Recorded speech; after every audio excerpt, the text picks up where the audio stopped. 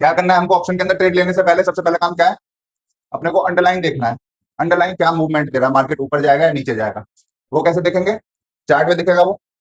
तो अभी आपको चार्ट में देख के क्या लग रहा है, इसके अंदर ट्रेड लेनी है ना, ऑप्शन का चार्ट खोल के बैठे हो और जितना आप सीख चुके हो अब तक, तो क्या करना चाहिए आप बता पाएंगे? सपोर्ट रेजिस्टेंस देखेंगे, कहाँ देखेंगे सपोर्ट रेजिस्टेंस? हमने सिर्फ इतनी सी बात सबको याद है कि अगर मार्केट ऊपर जाएगा तो हम कॉल साइड जाते हैं, मार्केट नीचे की तरफ हमारा अगर व्यू है तो पुट साइड के लिए जाएंगे। तो ये देखो, ये कॉल साइड का चार्ट चल रहा है, ये पुट साइड का चार्ट चल रहा है, ठीक। अभी इसमें करना है हमको जो कुछ भी करना है, ये क्योंकि हमारा मेन चार्ट है, ठीक है। इसमें मुझे एक सपोर्ट दिख रहा है क्या? ये ये मेरा सपोर्ट हो गया, ठीक है। और एक रेजिस्टेंस भी बना लेता हूं यहाँ पे फिलहाल। जैसे ही मैंने रेजिस्टेंस बनाया, मुझे मेरे एंट्री एग्जिट पॉइंट मिल गए, नहीं मिल गए? अगर मार्केट इसके ऊपर इस रेजिस्टेंस को ब्रेकआउट करके सस्टेन करता है थोड़ी देर, तो मैं ऊपर की तरफ जाऊंगा। तो क्या लूंगा? ऑब्वियसली बात है, ऑप्शन के अंदर कॉल साइड में जाऊंगा। और अगर ये रेजिस्टेंस, ये सपोर्ट ब्रेक करके नीचे की तरफ अगर मार्केट जाता है तो पुट साइड में जाऊंगा, ठीक है। अभी इंडिकेटर वगैरह कुछ भी नहीं देख रहे हैं हम, सिर्फ सपोर्ट रेजिस्टेंस के बेसिस पे एंट्री ले रहे हैं। साथ के साथ आपको अगर ये जो रेंज दिख गई है तो एक बॉक्स भी बना सकते हैं हम यहाँ। बॉक्स बन गया, दिख रहे हैं बॉक्स में कितनी देर से प्राइस है? कौन सा बॉक्स बोलते हैं इसको? डालवास बॉक्स। डालवास बॉक्स की थ्योरी क्या है कि अगर ऊपर जाएगा तो हम ऊपर के लिए जाएंगे, ब्रेकआउट करने के बाद नीचे जाएगा तो नीचे की तरफ जाएंगे, है ना, ठीक है। तो अभी हमारा कोई भी व्यू नहीं बन रहा है, अभी हमको क्या करना है, सिर्फ मार्केट को वॉच करना है, ठीक। क्यों? क्योंकि अगर हम यहाँ पे कोई ट्रेड ले लेते हैं, मान के चलो ऊपर की तरफ भी व्यू हमारा कॉल साइड का है या नीचे की तरफ जाए हम तो पुट लेंगे, थीटा दोनों जगह जाएगा ऑप्शन के अंदर हम अगर लेते हैं तो। ट्रेड अगर हम ऑप्शन में लेते हैं तो थीटा तो हमको देना पड़ता है ना, ऑप्शन जब बाई कर रहे हैं। तो ये एक रेंज में फंसा हुआ है, तो प्राइस तो कहीं मूव नहीं कर रहा है, इसका मतलब यही तो हुआ, प्राइस जहां वहीं खड़ा हुआ है। तो आपका प्रीमियम बढ़े ना बढ़े, घटेगा तो जरूर, थीटा तो माइनस होगा। अगर आपने 100 रुपए का कोई भी प्रीमियम बाई किया हुआ है और प्राइस वहीं की वहीं खड़ा हुआ है, तो प्रीमियम में डेल्टा का तो कोई वैल्यू नहीं रही, क्योंकि डेल्टा तभी तो मूव करेगा जब प्रीमियम मूव करेगा, सॉरी आपका अंडरलाइन मूव करेगा तभी तो डेल्टा अपना इम्पैक्ट दिखाएगा। लेकिन थीटा दिखाता रहेगा लगातार लगातार, समझ में आया? तो अभी हमको कुछ नहीं करना है, अभी हमको इस रेंज से बाहर निकलने का वेट करना है। कौन से डायरेक्शन में जाएगा कोई देखना पता नहीं है हमको, हाँ, जिस डायरेक्शन में जाएगा उस साइड में हम ट्रेड ले लेंगे, ठीक। तो ये ऊपर की तरफ मान के चलते हैं, क्योंकि अभी तक हम ऊपर की तरफ ही समझ रहे हैं ना सारी चीजें, ऊपर की तरफ मान के चलते। यहां से इसने ये ब्रेकआउट कर दिया, इस जगह पे ब्रेकआउट किया, और इस जगह तक हम टारगेट लेके चल रहे हैं। ये कहाँ होगा, क्या प्राइस होगा इसका, क्या लेवल होगा कुछ तो? 24,200 मान लू मैं इसको, 24,200 तो ये है, 24,250 मान लेते हैं, है ना, 24,250 मान लेते हैं इसको, 250, 24,250 तक का हमारा टारगेट हो गया। हमारी एंट्री कहाँ हुई है? इस लेवल पे, 176 पे, ठीक है। इतनी हमारी इस लेवल पे हमारी एंट्री हुई है और हमारा टारगेट ये है, समझ में आया? अब अभी स्टॉप लॉस की बात नहीं कर रहे हैं, अभी सिर्फ एंट्री की बात कर रहे हैं। कॉल साइड में आपको एंट्री करने के लिए क्या देखना चाहिए? डेल्टा देख लेते हैं पहले, साथ में प्रीमियम भी देखना पड़ेगा। खोलना जरा निफ्टी का ऑप्शन चेन, ऑप्शन चेन खोल के डेल्टा और प्रीमियम बताओ मुझे क्या क्या चल रहे हैं हर स्ट्राइक प्राइस के। 0.4 वाला डेल्टा देखो कॉल साइड में, उसका एलटीपी या फिर प्रीमियम 73 का चल रहा है, नहीं चल रहा है आसपास, 73 के आसपास चल रहा है आप लोग का, 73, 74, 75, 72, है ना। अभी क्योंकि अभी प्राइस मूव कर रहा है ना, हमने तो अभी खड़ा कर रखा है, ठीक है। तो हम जो है 74 वाला मान के चलते हैं, प्रीमियम ले लिया हमने, हमने पे कितने किए? 74 पे कर दिया है। डेल्टा कितना है इसका? डेल्टा क्या चल रहा है इसका? 0.4 चल रहा है, ठीक है। इतनी बातें समझ में आ रही है? तो अब मुझे बताओ, ये बताओ कि मार्केट में मैंने यहां एंट्री ली और ये मेरा टारगेट हिट हो गया 5 मिनट के अंदर अंदर, तो मेरा जो ये प्रीमियम है जो मैंने 74 रुपए का खरीदा था, वो कितने का हो गया होगा? बता सकते हो आप कैलकुलेट करके? ये प्रीमियम की वैल्यू भी तो हमको पता चलनी चाहिए ना, कि अगर मैं यहाँ पे खरीदता हूँ और मेरा टारगेट ये निफ्टी का ये वाला टारगेट अगर अचीव हो जाता है तो मेरे प्रीमियम में कितना चेंज आएगा, ये बता सकते हो? ये तो हम पढ़े हैं पिछली क्लास में, यानी कि निफ्टी में चेंज आया कितने पॉइंट्स का? 176 है और 250 है, तो कितना हो गया? 50 तो ये सीधे सीधे हो गया और 24 इधर, 74 पॉइंट्स का अंडरलाइन में चेंज आया, ठीक है। और मेरा डेल्टा चल रहा था, मैंने लिया था 0.4 का, 74 इंटू 0.4 करो तो 29.6, ठीक है। और मैंने प्रीमियम खरीदा कितने का था? 74 का प्रीमियम खरीदा था, और मेरा ये ऐड हो जाएगा ना क्योंकि ऊपर गया, 29.6 अगर मैं ऐड कर देता हूं तो ये हो जाएगा 103.6। अब आप कैलकुलेट कर पाओगे कि अगर मैं यहाँ पे बाई करता हूं और मेरा टारगेट यहाँ तक का है तो मैं जो भी प्रीमियम खरीदूंगा वो कितने रुपए तक पहुंच जाएगा, मुझे कितने पॉइंट्स का प्रॉफिट होगा, कितने रुपए का प्रॉफिट होगा, कर पाएंगे, है ना। चलो सेम एग्जांपल, लेकिन मैंने जो खरीदा तो यहीं पे इस जगह पे खरीदा है और मार्केट ऊपर नहीं गया, एसएल हिट होने आ गया मेरा, मार्केट आ गया नीचे की तरफ, ठीक है। तो अब मैं एसएल लगाऊंगा नहीं लगाऊंगा, कहीं ना कहीं एसएल कहां लगाऊं, एसएल वैसे तो यहाँ लगाऊंगा इतना नीचे, लेकिन बहुत ज्यादा पॉइंट हो जाएंगे टारगेट से भी, तो यहाँ पे लगा लो एसएल, मान के चलो यहीं लगा लेते हैं एसएल, है ना। ये हमारा एसएल हो गया कितने पे, 24,120 का, 24,120 पे हमारा एसएल हिट हो गया। तो अब हमारे को कितना लॉस होगा कोई बता सकता है, 76 है ना, तो 20 और कितना 50, 56 56 पॉइंट, 56 पॉइंट का ये था गैप, अंडरलाइन में चेंज कितना है 56 पॉइंट का इनटू डेल्टा, 0.4 से डेल्टा कर दो, कितना आएगा, करिए जरा, 56 इंटू 4, 22 रुपए, ठीक है, 22 से 23 के आसपास मान लेते हैं, तो 22 रुपए का हमको लॉस होगा ना, हमने खरीदा कितने का था, 74 रुपए का, 22 को हमारा लॉस हो गया तो 51 52 के आसपास आ गया, समझ में आया। साथ के साथ इसमें थीटा भी माइनस होगा नहीं होगा, है ना, तो थीटा को माइनस हम करते नहीं है जनरली, मान के नहीं चलते, क्योंकि बहुत छोटी सी वैल्यू होगी उसकी थीटा की जो भी रहेगी, जितनी देर टाइम के ऊपर डिपेंड करता है, अगर ये आपका प्राइस 2 घंटे में आता है तो थीटा ज्यादा डिके होगा, अगर प्राइस ये 2 मिनट में आ गया तो थीटा कुछ भी डिके नहीं होगा। तो हमारा आइडिया रहता है कि ये जो हम ये वाली ट्रेड अगर ले रहे हैं तो हमारा अगर टारगेट हिट होता है तो हमको 29 रुपए का प्रॉफिट होगा, हमारा प्रीमियम 103 के आसपास पहुंच जाएगा, और अगर एसएल हिट होता है तो 52 के आसपास, समझ में आया कैसे करते हैं हम ऑप्शन के अंदर ट्रेड, आप कर पाएंगे। अगर मैं बता बोलूं, अब मुंह से बात करते हैं एक बार 1-2 मिनट के लिए, अगर मैं मान के चलूं डेल्टा हमारा 0.5 है और अंडरलाइन में चेंज 100 पॉइंट का आ रहा है, तो मुझे मोटा मोटा प्रॉफिट कितना होगा कोई बता सकता है, delta into change in underline 50 rupees का, 50 रुपीज का प्रॉफिट हो जाएगा ना। अगर अंडरलाइन में चेंज 80 रुपए का माइनस में आता है और डेल्टा मेरा 0.7 है, तो 7 इंटू 80 -56, है ना।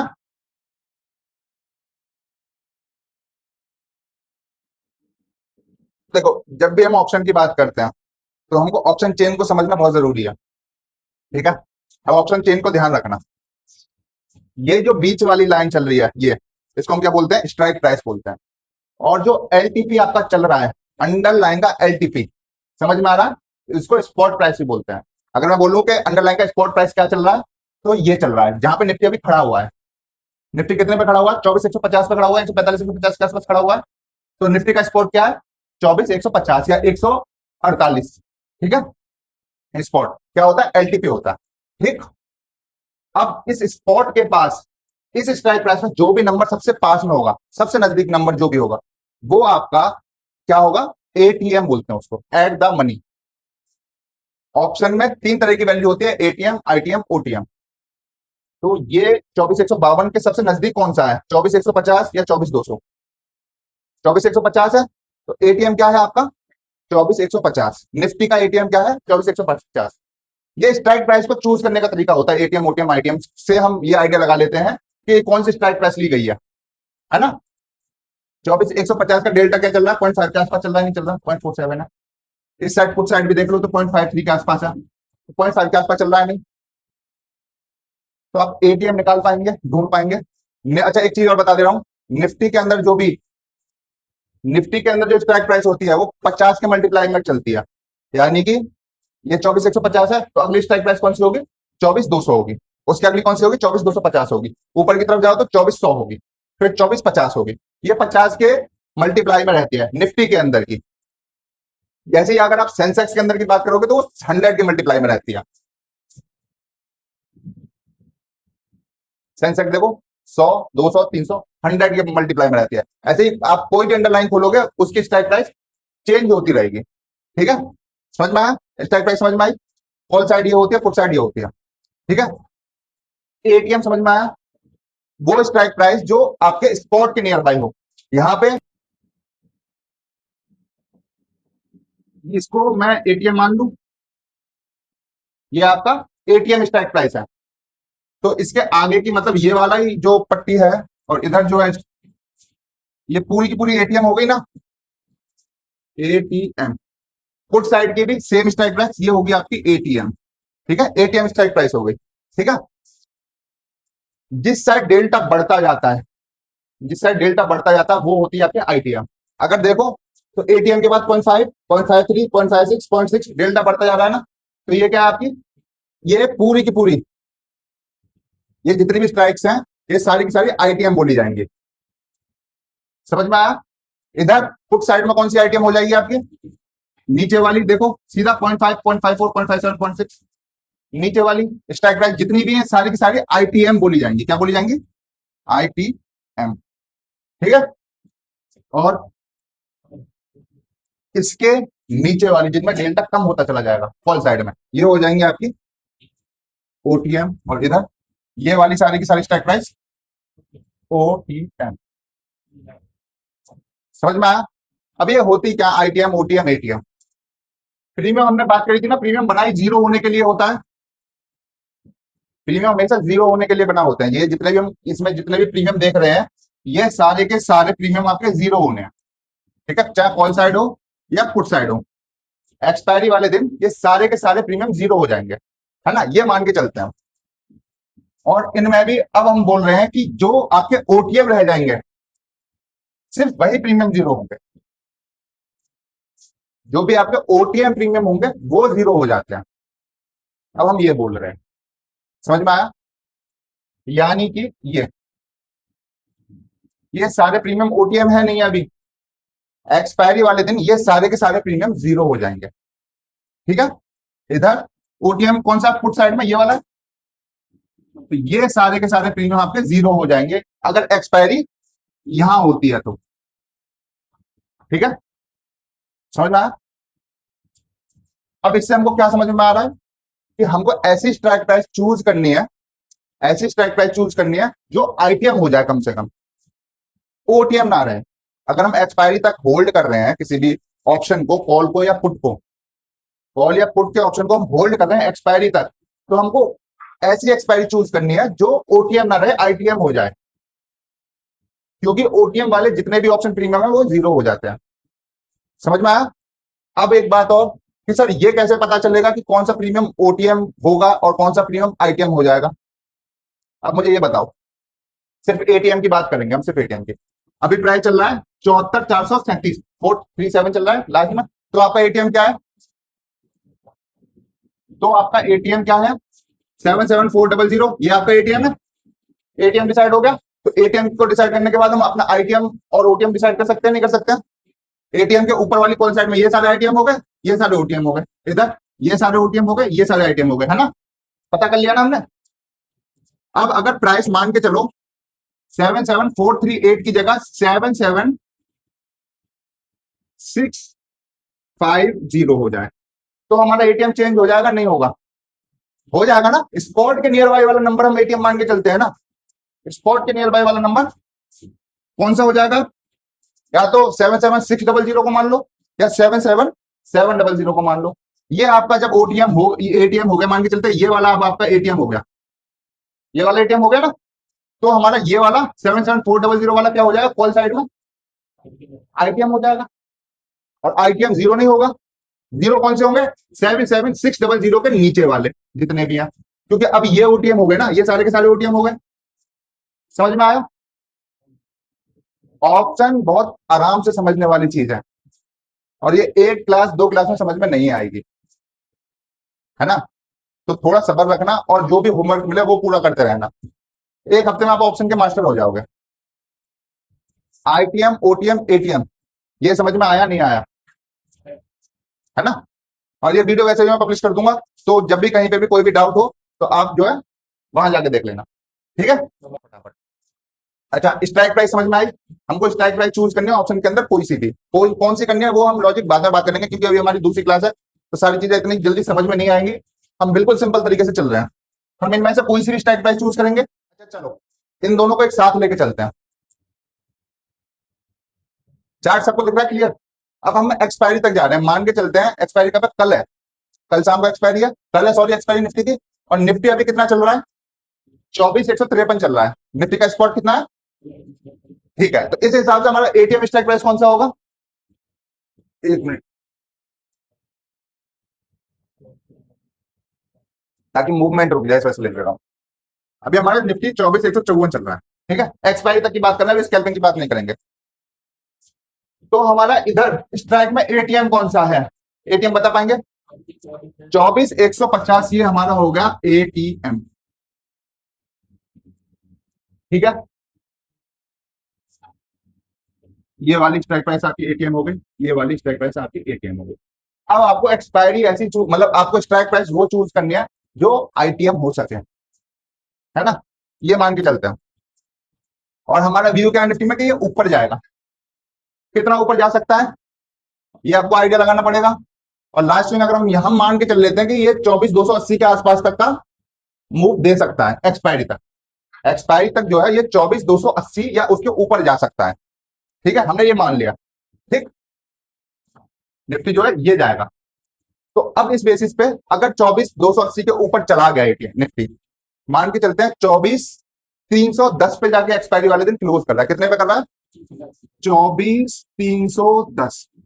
आपने एटीएम खरीदा ये वाला 24,150 वाला, ठीक है। अब 24,310 पे एक्सपायर हुआ तो यह एटीएम चेंज हो जाएगा, नहीं होगा? एटीएम कहां पहुंच जाएगा हमारा? 24,300 का हमारा एटीएम हो जाएगा, स्ट्राइक प्राइस हो गई ना।